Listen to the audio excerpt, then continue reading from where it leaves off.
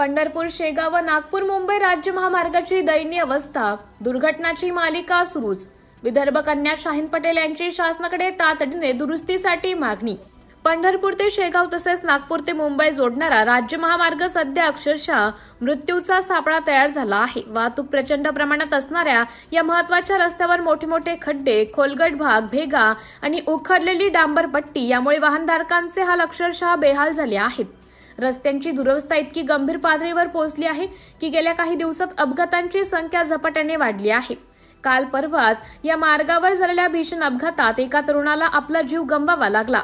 स्थानिक रहिवासी आणि प्रवाशांनी या स्थितीबद्दल प्रखर नाराजी व्यक्त केली असून आमचा रोजचा प्रवास जीवघेणा झाला आहे अशी भावना सर्वसामान्यातून व्यक्त केली जात आहे। या गंभीर परिस्थितीच्या पार्श्वभूमीवर समाजसेविका विदर्भ कन्या शाहीन पटेल यांनी शासनाचं लक्ष वेधत तातडीने या महामार्गाची दुरुस्ती करण्याची मागणी केली आहे।